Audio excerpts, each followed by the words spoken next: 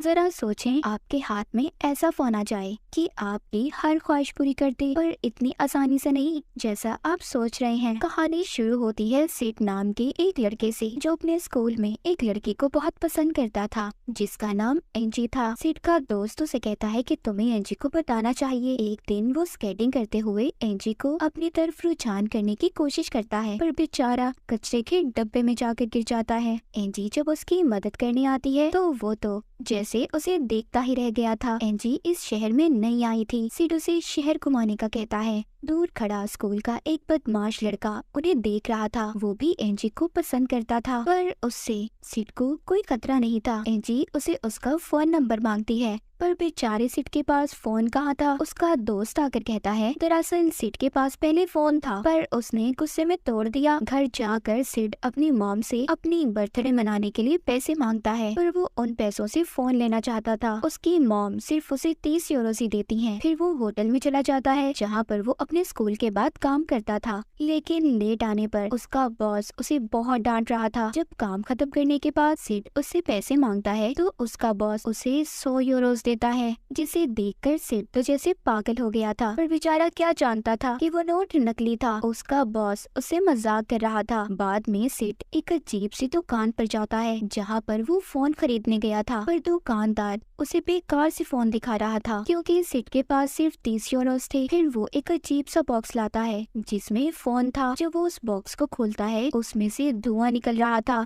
जिसमें चमकता एक लाल रंग का फोन था। वो फोन दिखने में थोड़ा अजीब था, उसके 2 सींग भी थे। सिड वो फोन देखते ही फौरन से उस दुकानदार को पैसे देता है, मगर बाद में पता चलता है कि वो फोन तो चल ही नहीं रहा था। सिड जब उस दुकानदार से अपने पैसे मांगता है तो फोन खुद ब खुद चल पड़ा था और सिड की तस्वीर भी बना लेता है। जब दुकानदार ये देखता है कि फोन चलने लगा है तो वो अब ये चाहता था कि सिड उसे फोन वापस दे दे। वो चलते फोन को देखकर सिड से फोन छीनने की कोशिश करता है, पर सिड फोन लेकर भाग गया था। उधर स्कूल में दिखाया जाता है एक लड़की को बालों की एड के लिए चुन लिया गया था, जो एंजी की दोस्त थी, क्योंकि उसके बाल बहुत अच्छे थे। सिड जब उसके पास जाता है और एंजी को अपना नया फोन दिखाकर उससे उसका फोन नंबर मांग रहा था, तो वही लड़की जो एंजी की दोस्त थी उसका बहुत मजाक बनाती है। तभी सिड का फोन उस लड़की की तस्वीर खींच लेता है। उधर लैब में कुछ लड़के सिड के दोस्त का मजाक बना रहे थे। इस बात पर सिड से उनकी लड़ाई हो गई थी। टीचर इस लड़ाई पर सबको सजा देती है। तभी लैब में सिड का फोन खुद से एक लड़की को फोन करता है,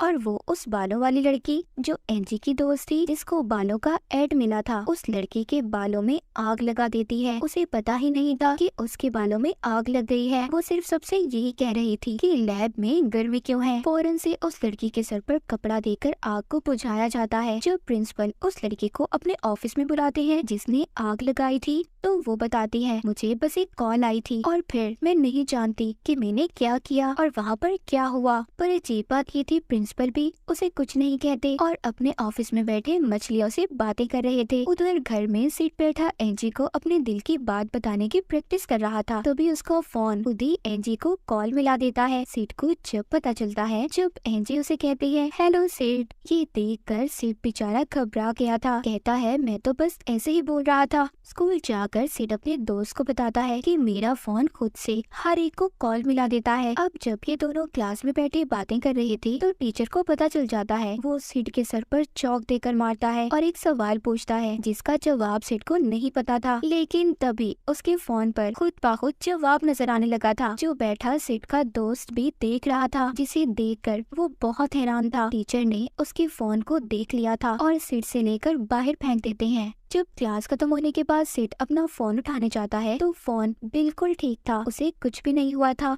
उसका दोस्त और सिड दोनों बहुत हैरान थे कि आखिर फोन को पहले से जवाब कैसे पता था। अगली सुबह सिड जब सोकर उठता है तो फोन उसे बर्थडे विश कर रहा था। जब सिड अपने दोस्त से मिलता है तो उसको बताता है कि यार मैं नहीं जानता, मैंने तो इसमें अपने पैदा होने की तारीख भी नहीं लिखी, तो कैसे ये मुझे बर्थडे विश कर सकता है। उसका दोस्त कहता है कि मुझे तो तुम्हारे फोन में कुछ गड़बड़ नजर आ रही है, तुम्हें इस फोन को फेंक देना चाहिए। तभी सिड का दोस्त कहता है अगर तुम्हारा फोन हमारी लैब में लड़ाई वाली सजा को माफ करवा दे। तो ये बात फोन सुन लेता है। अचानक से उन्हें फोन आता है जो प्रिंसिपल की असिस्टेंट का था। वो सिड को प्रिंसिपल समझकर उससे बात करती है। इस तरह इन्होंने अपनी सजा को भी माफ करवा लिया था। फिर ये अपने लिए खाना मंगवाते हैं। वो भी आ जाता है। सिड और उसका दोस्त ये सब देखकर बहुत खुश थे। उधर स्कूल में वो टीचर जिसने फोन को फेंका था वो क्लास में बैठा चौक की उल्टियाँ कर रहा था। जब सिड और उसका दोस्त क्लब में बैठे थे तो सिड का दोस्त उससे फोन उधार मांगता है। कहता है कि इस फोन की मदद से मैं अपने मॉम डैड को करीब लाना चाहता हूँ। सिड उसे फोन देना तो नहीं चाहता था पर फिर भी दे देता है। लेकिन जैसे ही उसका दोस्त फोन पकड़ता है वो बंद हो गया था। वो उसे गुस्से में पानी में डालकर चला जाता है। पर जब सिड उस फोन को उठाता है तो वो दोबारा से खुद ही चल गया था। सुबह स्कूल में जब ये एंजी के साथ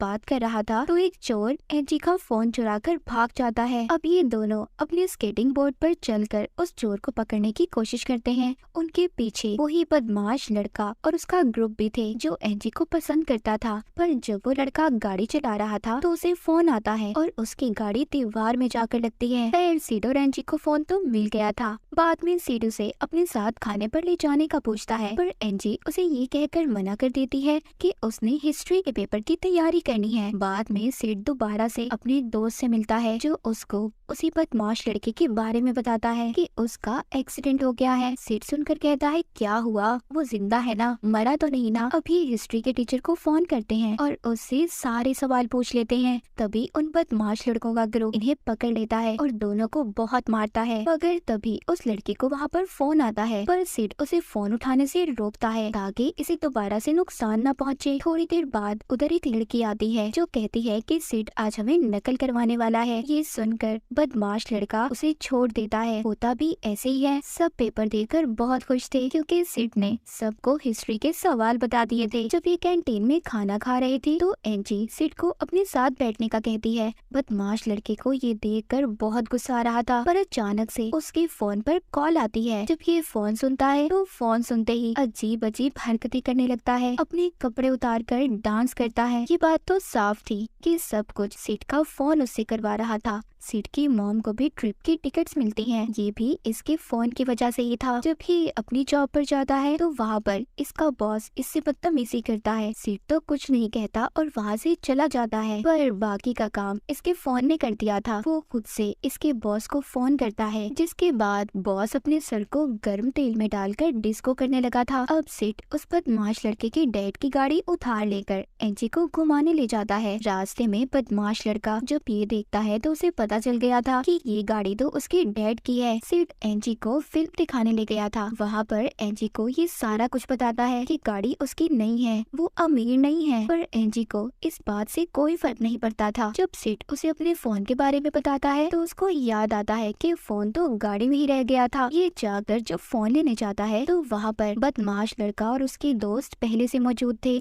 जो इसको बहुत मारते हैं और गाड़ी फोन दोनों लेकर चले गए थे। सिड वापिस आता है तो एंजी उसकी चोट को साफ करती है। उधर बदमाश लड़के की गाड़ी में जब सिड का फोन बजता है तो एक लड़का उठाता है। जैसे ही वो फोन उठाता है वो चलती गाड़ी से छलांग लगा देता है। उस वक्त तो उसे कुछ नहीं हुआ था पर तभी एक ट्रक आकर उसे मार देता है जिसके बाद पुलिस ने सिड और एंजी को गिरफ्तार कर लिया था क्योंकि बदमाश लड़के का ये कहना था कि सिड अपने फोन से लोगों को अपने कंट्रोल में करता है और फिर उनसे गलत काम करवाता है। जेल में पुलिस इंस्पेक्टर जब सिड से सवाल जवाब कर रहा था तो उसको भी फोन आता है। वो बड़े ही मुस्कुराकर जब फोन सुनता है तो बहुत ही आराम से सिड को छोड़ देता है और उसे उसका फोन भी वापस कर दिया था। बाद में सिड को अपने बॉस की खबर मिलती है कि उसने अपना सर तेल में डाल लिया। अब सिड को भी ये एहसास हो गया था कि उसका फोन कितना खतरनाक है। वो अपने फोन से पूछता है कि तुम ऐसा क्यों कर रहे हो, लोगों को नुकसान क्यों पहुंचाते हो। वो फोन जवाब देता है कि मैं तुमसे प्यार करता हूँ। सिड उस फोन को खुद तोड़ने की कोशिश भी करता है पर वो नहीं टूटता। आखिरकार सिड ने उसे एक गड्ढे में फेंक दिया था। उधर एंजी के घर पर सब दोस्त इकट्ठे थे। कहते हैं कि सिड के फोन की वजह से बहुत बड़ी बड़ी मुसीबतें सामने आ रही हैं। पर एंजी उनसे कहती है सिड का कोई कसूर नहीं, मैंने खुद उस फोन को खुद ही से नंबर मिलाते देखा है।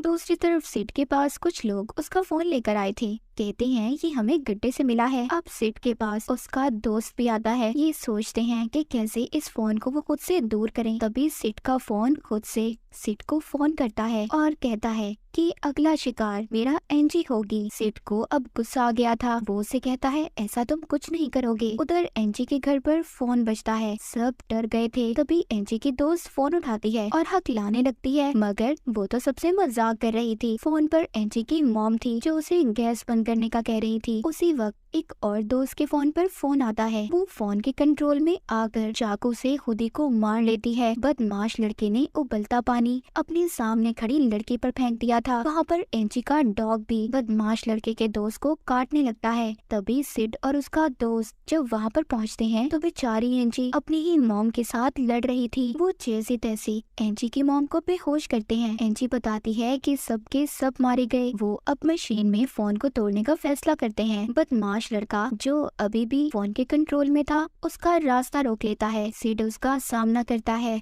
बाकी के लोग मशीन का पासवर्ड सोचते हैं। वो बदमाश लड़का चेन सॉ उठाकर सिड को मारने वाला था, पर इसी उसमें खुद उसी की मौत हो जाती है। ये सब मशीन का पासवर्ड भी सोच लेते हैं। जब ये फोन को मशीन में डालते हैं तो फोन टुकड़े टुकड़े हो गया था, पर थोड़ी देर बाद खुद से अपनी असली हालत में आ जाता है। अब ये तीनों इसे लेकर अपने स्कूल में जाते हैं तो वहाँ जाते ही फोन एक ही साथ सभी बच्चों को फोन कर देता है। एंजी सबसे कहती है कि कोई फोन नहीं उठाएगा, पर वहाँ प्रिंसिपल आकर अपना फोन एक टीचर के कान पर लगा देते हैं, जिससे वो वहीं पर मर जाती है। सब बच्चे डर गए थे, पर अब हजारों लोग सिड और एंजी को मारना चाहते थे। तभी सिड को एक आइडिया आता है। वो फोन को लिक्विड नाइट्रोजन गैस में डाल देता है, पर प्रिंसिपल जो पहले से उस फोन के कंट्रोल में थे वो फोन को निकाल लेते हैं। पर सिड का दोस्त उस फोन को ले लेता है। वहाँ पर एक लड़का सिड के दोस्त के कान पर फोन लगाता है ताकि वो भी फोन के कंट्रोल में आ जाए, पर वो फिर भी फोन को टैंक में डाल देता है।